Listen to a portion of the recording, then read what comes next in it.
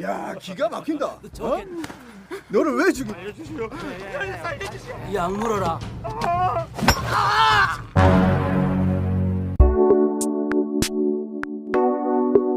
Halo kawan-kawan, gimana kabarnya? Kembali lagi bersama Mamang Dodi di sini, yang selalu berusaha menghibur, ya walaupun tak menghibur sama sekali. Di video kali ini, Mamang akan merangkum kembali film dari Don Lee yang berjudul The Outlaws. Di film ini, Don Lee berperan sebagai seorang polisi yang disegani di kotanya. Dan misi Don Lee adalah memberantas semua komplotan-komplotan gangster yang meresahkan. Apakah perjuangannya bisa semulus ketek berbulu? Hihi. Oke, sebelum ke ceritanya, alangkah baiknya subrek dulu channel ini dan aktifkan juga loncengnya agar gak ketinggalan video menarik lainnya dari channel Sakarepna, dan tentunya membuat Mamang Dodi lebih sumringah lagi dalam membuat video alur cerita film lainnya. Tanpa berlama-lama lagi, gaskeun, cekidot.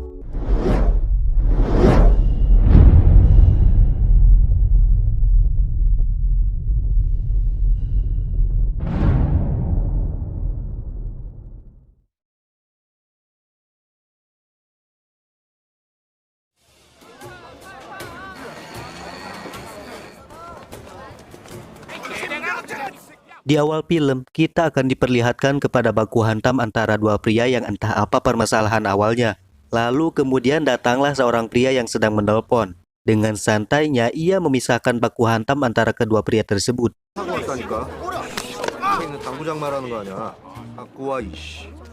Pria itu bernama Mas Syukdu. Karena lidah Mamang Dodi lidah orang Sunda, sehingga hese ngucap kena. Maka kita sebut aja dengan nama ciri khasnya, yaitu Don Lee. Jadi Don Lee ini merupakan polisi yang sangat disegani di kotanya.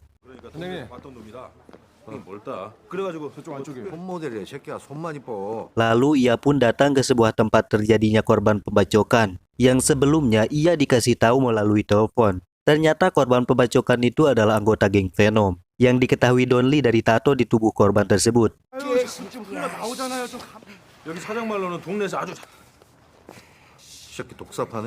Dan Don Lee pun bergegas pergi ke markas geng Venom bersama anggotanya untuk menyelidiki kasus tersebut. Di sisi lain, kita diperlihatkan seorang ketua geng Venom yang sedang membaca buku. Pria tersebut bernama Sung Tae, yang ternyata ia sudah siap untuk menjarang geng Isu yang telah membacok anak buahnya. Namun pada saat keluar dari markasnya, geng Venom bertemu dengan Don Lee di sana.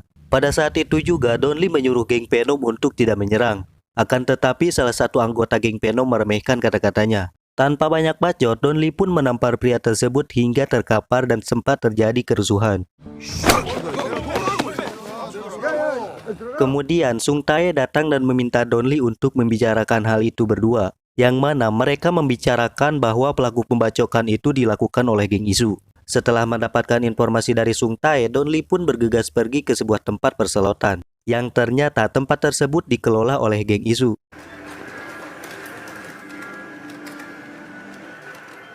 Dan setelah sampai di sana, Don Lee pun melihat seorang pria mencurigakan. Dan pria itu nampak ketakutan melihat Don Lee, sehingga dirinya kabur ke suatu ruangan yang dimana terdapat anggota geng Isu. Di sana sempat terjadi perkelahian. Kemudian pria mencurigakan itu melarikan diri, dan Don Lee pun mengejarnya.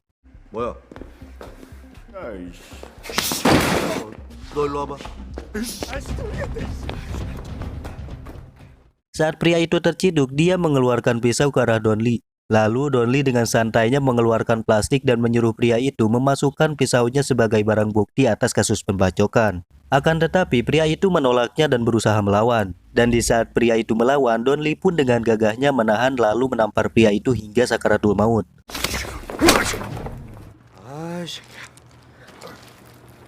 Di sisi lain, kita diperlihatkan 3 orang pria yang dipimpin oleh Jiang Chen, yang berasal dari Cina. Mereka baru datang ke Korea bertujuan untuk menagih hutang. Kemudian mereka mengeluarkan seseorang dari bagasi mobilnya. Ternyata seorang tersebut adalah anggota geng Venom yang mempunyai hutang kepada Jiang Chen. Lalu kemudian mereka menyiksa anggota geng Venom tersebut dengan palu.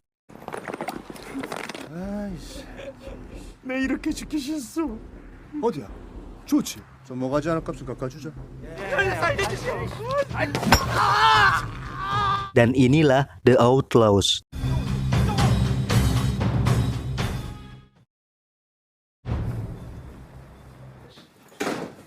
Singkat cerita, kemudian terlihat tersangka pembacokan yang tadi ditangkap oleh Donli tengah diinterogasi. Di sini pria itu tidak mau mengaku. 이거 사람을 왜 찔렀냐고. Lalu Donli membawanya ke salah satu ruangan kejujuran. Dan Donli memberi pelajaran kepada pria tersebut dengan cara menggetok kepalanya. 똑바로. Sengaja aneh ulang-ulang, biar modar sekalian. Tak lama kemudian datanglah seorang kapten yang bernama Kapten Jun. Dan ia tampak kesal, yang mana disebabkan banyak kerusuhan para gangster yang semakin berulah. Dan Donli yang mendengar hal itu, ia pun bergegas pergi bersama anggotanya ke tempat geng Isu.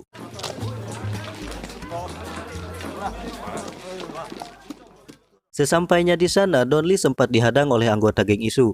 Tanpa banyak bacot, ia pun langsung membantinya. Kemudian Donli mendatangi salah satu ruangan, yang mana ruangan tersebut adalah tempat ketua geng Isu.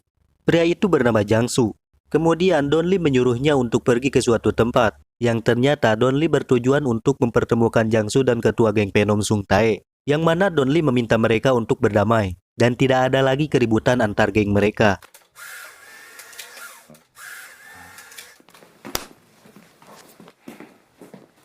Setelah semuanya pergi, Sung Tae tiba-tiba saja mendapatkan sebuah telepon, yang mana itu adalah salah satu dari anak buahnya yang telah disiksa akibat tidak bayar hutang kepada si Jiang Chen. Mendengar hal itu, Sung Tae langsung bergegas pergi. Sesampainya di sana, Sung Tae tidak terima anak buahnya disiksa dan dia meludahi surat hutangnya. Tapi tiba-tiba, dengan beringasnya si Jiang Chen ini menusuk Sung Tae sampai innalillahi. Di sisi lain, kita diperlihatkan Donli datang ke sebuah bar yang dikelola oleh bos Huang. Ini rarainya. Si Huang ini menanyakan kepada Donli tentang kasus pembacokan. Lalu Donli menyuruhnya untuk tidak ikut campur urusan itu. Setelah itu, Huang pun menawarinya untuk minum-minum. Namun di sini Donli menolaknya karena alasan jam kerja. Dan ketika dia mau pergi, tiba-tiba 3 orang wanita cantik datang dan diperkenalkan kepada Donli. Dan akhirnya ia pun mau untuk diajak minum-minum. Di saat bersamaan, ternyata Jiang Chen dan kedua anak buahnya juga datang ke tempat itu.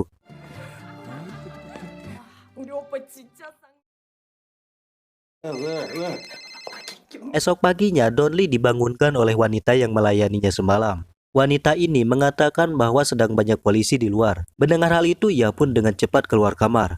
Dan Donli bertemu anak buahnya. Lalu Donli menghampiri sebuah ruangan. Lalu Donli pun menyuruh mengumpulkan semua staf di bar itu untuk mencari tahu yang telah terjadi. Dan ternyata Jiang Chen dan anak buahnya telah membuat kekacauan di bar tersebut dan telah memotong lengan pegawai bar itu dengan kapak. Kemudian salah satu wanita di sana menceritakan kejadian semalam. 맞았어? 빨리 가봐. 재밌게 놀았네, 오빠. 놈 새끼가 이 씨발 이런 더러운 구정물 같은 새끼. 경상도에서 왔다 그러는 것 같더라고. 그 새끼들 뭐 어디서 왔다든지. Keesokan harinya, Donli bertanya kepada Jangsu tentang orang-orang penyeludup itu. Dan Jangsu mengatakan tidak tahu apa-apa permasalahan tersebut sambil poporongos. 80개? 수고해. 좀 비켜. 내 새끼네 진짜. Kemudian Donli pun mendapatkan sebuah informasi dari informannya bahwa ketua geng Penom Sung Tae telah dibunuh dan gengnya diambil alih oleh 3 orang tersebut, yaitu Jiang Chen dan anak buahnya. Setelah itu, Donli pun mendapatkan telepon dari rekan kerjanya. Ia memberitahukan bahwa telah ditemukan potongan-potongan tubuh yang dibuang ke tempat sampah.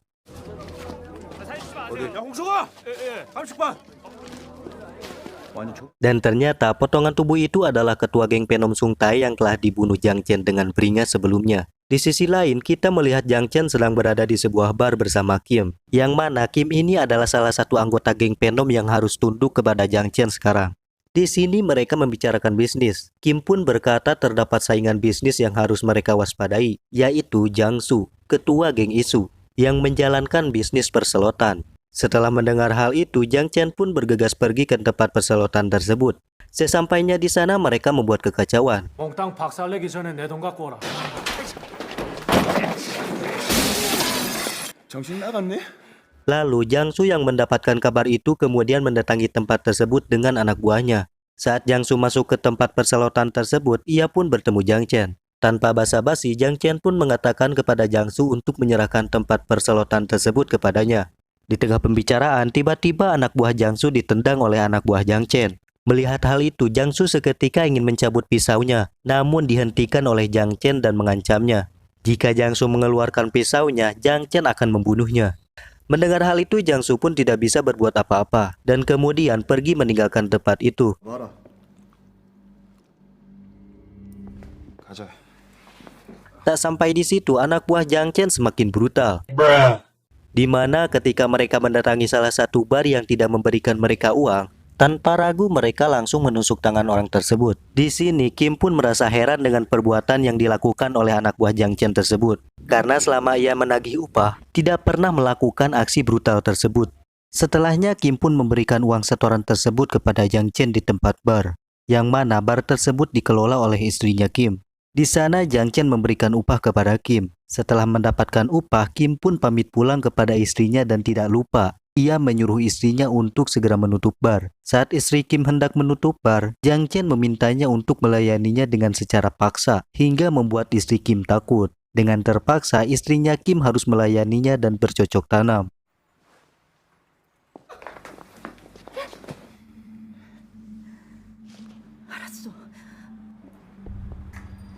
Yang ternyata hal itu diketahui oleh Kim. Pada saat itu, Kim masih berada di luar bar tersebut. Hal itu membuat Kim sangat kehel dan berniat membunuh Jiang Chen ketika waktunya sudah tepat. Di sisi lain, ketika Donli berada di tempat permandian umum, ia mendapatkan sebuah telepon dari informannya. Di sini Donli diberitahu bahwa Jiang Chen dan kedua anak buahnya adalah penyeludup berasal dari Cina. Singkat cerita, terlihat Donli dan kawan-kawannya sedang makan-makan. Dan secara kebetulan, Jiang Chen dan kedua anak buahnya datang di tempat yang sama. Donli yang melihat itu memulai rencana untuk menangkap mereka.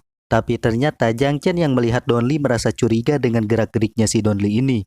Lalu Jiang Chen memutuskan untuk pura-pura pergi ke toilet. Kemudian Donli menyuruh anggotanya yang bernama Hong Suk untuk mengikutinya. Tapi tiba-tiba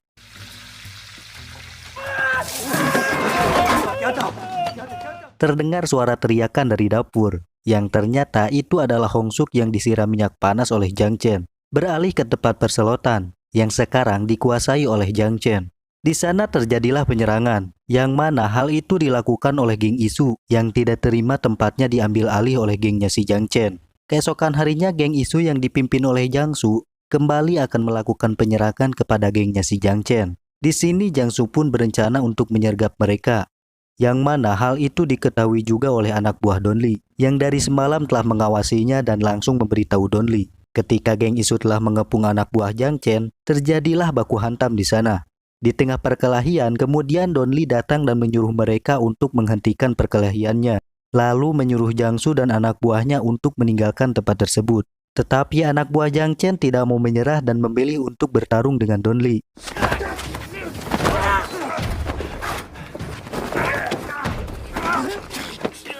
Namun setelahnya si botak berhasil dilumpuhkan oleh Donli dan satu anak buah Jiang Chen berhasil kabur. Lalu kemudian ia pun beritahu Jiang Chen bosnya bahwa si botak telah tertangkap. Si botak pun kemudian dibawa ke kantor untuk diinterogasi. Namun saat diinterogasi oleh Donli tentang keberadaan Jiang Chen, si botak malah terkesan mengejek kepada Donli. Tentu saja hal itu membuat Donli melayangkan bogemnya. Mamam. Keesokan harinya terlihat Jiangsu sedang merayakan hari ulang tahun ibunya. Di sana dihadiri banyak tamu dan anak buahnya. Namun saat di tengah-tengah acara, tiba-tiba saja seseorang tamu tak diundang datang ke pesta tersebut sambil menyemprotkan alat pemadam kebakaran.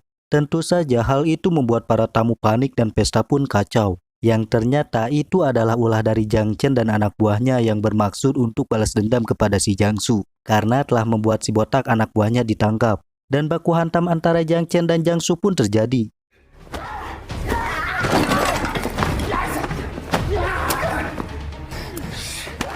Hingga pada akhirnya Jiangsu sang ketua geng Isu pun harus tewas oleh Jiang Chen, sama seperti ketua geng Penom Sung Tae sebelumnya. Selanjutnya kekacauan tersebut pun tersiar di televisi, yang mana hal itu membuat Kapten Jun kesal dan mendapatkan teguran dari atasannya. Kemudian si Kapten Jun ini murang-maring kepada bawahannya dan menyuruh mereka untuk segera membereskan kasus ini. Lalu Donli meminta Kapten Jun untuk berbicara empat mata di luar ruangan. Dan tak berapa lama anak buahnya menginformasikan bahwa kepala kepolisian ingin bertemu dengan mereka berdua. Yang ternyata kepala kepolisian akan melimpahkan kasus tersebut kepada polisi lain karena telah didesak oleh Pak Komisaris. Namun di sini Donli dengan percaya dirinya mencoba meyakinkan Pak Kepala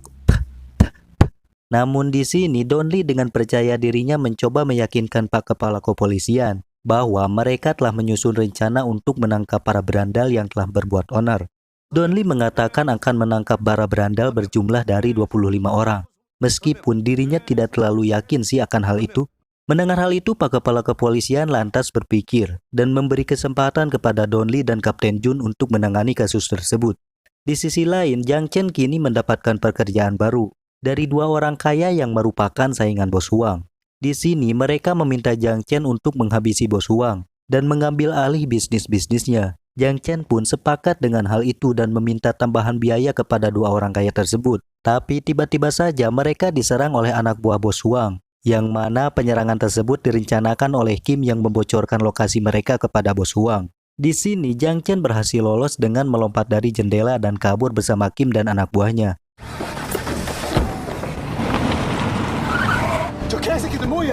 Saat dalam perjalanan, Kim yang ingin balas dendam pun mencoba mengambil kesempatan untuk membacok si Jang Chen. Namun usahanya tersebut digagalkan oleh Jang Chen dan anak buahnya dari belakang. Dan justru Kim sendirilah yang harus tewas ditikam berkali-kali oleh Jang Chen. 기분 안 좋으니까 가시라고 형님. Donli yang mendengar kabar itu kemudian mendatangi tempat Bos Huang dan menyuruhnya untuk tidak ikut campur masalah ini. Karena kondisi semakin kacau dan tidak terkendali, kemudian Donli dan anggotanya mengumpulkan warga untuk meminta bekerja sama demi mengumpulkan informasi terkait anggota gengnya si Jang Chen yang berbuat onar. Di sini Donli menyarankan para warga untuk mengambil foto wajah dari orang-orang yang berbuat kekacauan di kota tersebut. 그걸 가지고 찍어주시는 게 있는 놈들은 원래 독사파였어. 옛날 뒷동으로 아이 이놈들이 요즘은 뭐 처음에 돈 안 준다 했잖아. 가게 와서 난장판을 만들고 놈들은 안 오고 밑에 Singkat cerita, hari telah berlalu dan para warga pun berhasil mengumpulkan foto-foto wajah para pelaku kekacauan. Dan kemudian Donli bersama anggotanya membuat rencana. Keesokan harinya, si botak anak buah Jang Chen harus diserahkan kepada polisi dari Cina. 지금이라도 장첸 어디 있는지 얘기하면 야 Saat sedang di perjalanan, salah satu polisi tidak sengaja menjatuhkan satu paket narkoba. Lalu kedua polisi itu berbincang-bincang tentang sulitnya mengedarkan narkoba di Korea. Si botak yang sadar bahwa itu adalah kesempatan untuk bisa bebas, lalu ia menawarkan dirinya untuk bekerja sama dengan kedua polisi tersebut. Sesampainya di bandara, kedua polisi tersebut membebaskan si botak dan memberinya nomor telepon. Yang ternyata polisi dari Cina tersebut adalah informannya si Donli, yang biasa memberikan informasi kepada si Donli.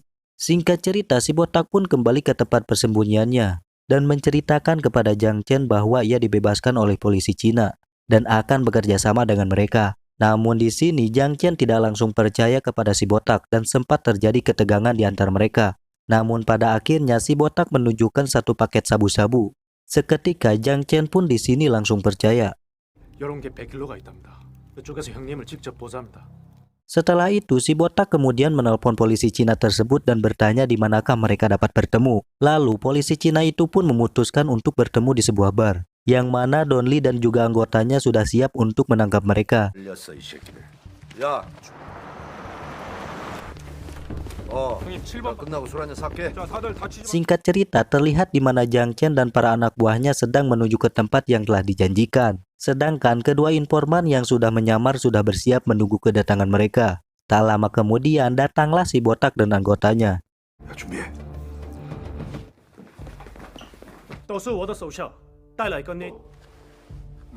Dengan sigap, Donli pun berhasil menangkap mereka. Akan tetapi sosok Jang Chen tidak terlihat di sana. Ternyata Jang Chen dan sebagian anak buahnya memutuskan pergi ke tempat Bos Huang. Tujuannya adalah untuk menjalankan misi dari kedua orang kaya tadi. Saat Bos Huang melihat Jang Chen, ia langsung berlari ke tempat polisi untuk memberitahu Donli. Namun pada saat akan sampai di depan kantor polisi, Bos Huang tertangkap oleh Jang Chen dan hampir saja mati olehnya.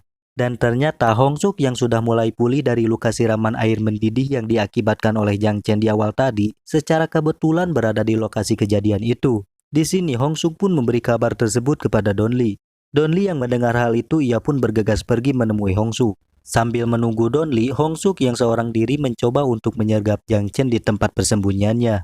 Namun sialnya Jang Chen menyadari keberadaannya. Jang Chen pun mencoba menabrakkan mobilnya ke arah Hong Suk. Tapi tiba-tiba beruntungnya Don Lee datang tepat waktu dan menghadang mobil Jang Chen. Namun di sini sialnya lagi-lagi Jang Chen berhasil kabur dan hanya anak buahnya saja yang berhasil tertangkap oleh Don Lee.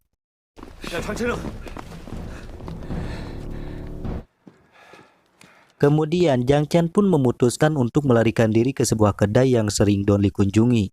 Si anak kecil yang menyadari orang itu adalah incaran para polisi mencoba bersembunyi dan berusaha menelpon Don Lee. Kemudian Jang Chen menelpon salah satu orang kaya yang mempekerjakan dirinya sebelumnya. Karena Jang Chen merasa dirinya telah berhasil menjalankan misinya membunuh bos uang, di sini Jang Chen pun meminta orang kaya tersebut untuk membawakan uang serta mengantarkannya ke bandara. Namun tiba-tiba saja Jang Chen melihat sebuah buku yang terdapat banyak foto anak buahnya. Seketika itu pula Jang Chen pun berpikir pemilik kedai ini telah bekerja sama dengan polisi. Hingga pada akhirnya Jang Chen menghabisi si kakek dan si anak kecil pemilik kedai tersebut.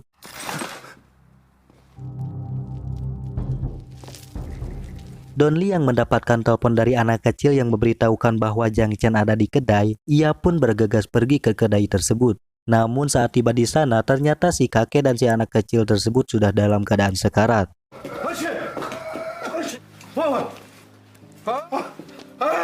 Saat akan dibawa ke ambulan, anak kecil itu dengan susah payah memberitahukan Don Lee bahwa Jang Chen akan kabur ke Cina. Mendengar hal itu, Don Lee pun bergegas mencari Jang Chen ke bandara. Singkat cerita, Jang Chen yang telah tiba di bandara kemudian memutuskan untuk mencuci muka. Namun pada saat keluar dari toilet, ternyata Don Lee telah menunggunya. Melihat Don Lee sendiri, Jang Chen sepintas meremehkan Don Lee dan langsung menyerangnya.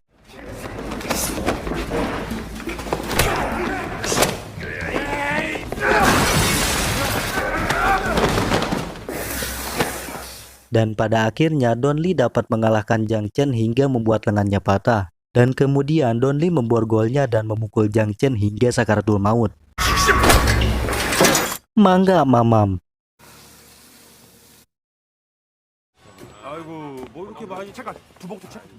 Di akhir film diperlihatkan kantor unit kejahatan berat telah menangkap 30 orang berandal. Dan itu merupakan pencapaian yang sangat luar biasa. Atas keberhasilan tersebut, Don Lee pun menraktir anak-anak buahnya makan-makan. Dan film pun tamat. Oke kawan-kawan, terima kasih telah menyaksikan video ini dari awal sampai akhir. Dan mohon maaf bila ada kata-kata Mang Dodi yang kurang enak didengar. Dan cara penyampaiannya tidak menarik. Yang penting Dodi mencoba menghibur. Ya walaupun tak menghibur sama sekali. Hehe. Sampai ketemu di video selanjutnya. Bye-bye.